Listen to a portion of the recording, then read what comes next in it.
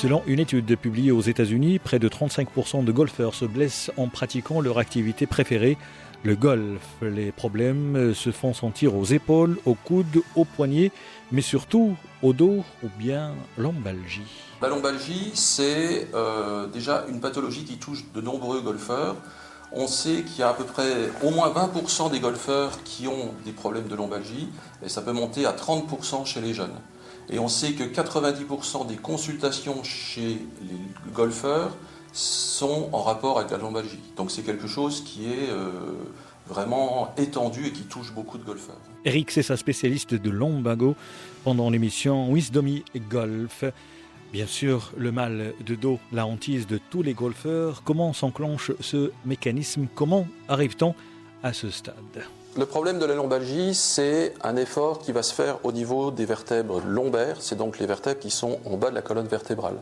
Il faut savoir que les 3/4 de la mobilité se font sur le dernier disque intervertébral et les 2/3 du poids du corps sont sur ce dernier disque. Donc s'il y a un endroit où ça va coincer et où on va se faire mal, c'est forcément là où ça bouge le plus et là où il y a le plus de poids. Le mal de dos, la hantise de tous les golfeurs, comment s'enclenche ce mécanisme? Comment arrive-t-on à ce stade? Parce que ce n'est pas souvent la pratique du golf qui est à l'origine de tous ces problèmes. Olivier Rouillon, médecin au sein de la Fédération française sur FF Golf, il apporte quelques éclaircissements parce que les causes sont nombreuses. Les causes de ces douleurs lombaires sont assez communément reconnues.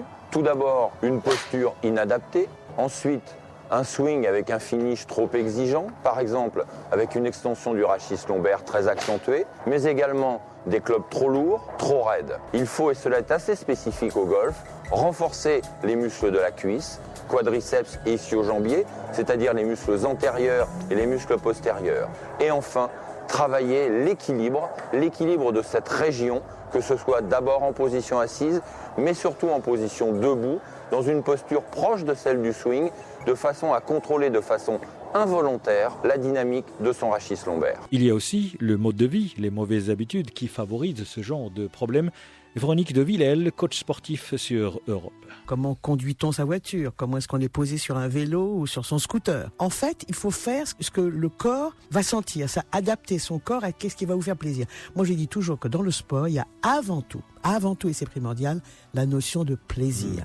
Si vous faites quelque chose avec plaisir, ça sera beaucoup plus facile. Un joueur qui a beaucoup souffert au cours de sa carrière, blessure au dos, au cou, au genou, c'est Tiger Woods. Absent depuis juillet dernier, l'ancien numéro 1 mondial va reprendre la compétition. Le golfeur américain disputera le Hero World Challenge la première semaine de décembre, un mois de décembre chargé. Tiger Woods fêtera ses 47 ans le 30 du mois. Mais avant cela, il disputera deux matchs, le 10, le Championship 18 et 19 en compagnie de son fils Charlie. Une année à oublier pour Hideki Matsuyama, le premier japonais à avoir gagné un majeur, a encore abandonné au Sony Open d'Hawaï en raison de douleurs au dos. C'est le 5e fois en 2022 qu'il se retire d'un tournoi. Les ennuis ont commencé en mars dernier lorsqu'il a dû déclarer forfait au Player Championship pour des problèmes de dos. Une semaine plus tard, soit 7 jours seulement avant de défendre son titre à Augusta, c'est le coup qui l'avait empêché de jouer le Valero Texas Open.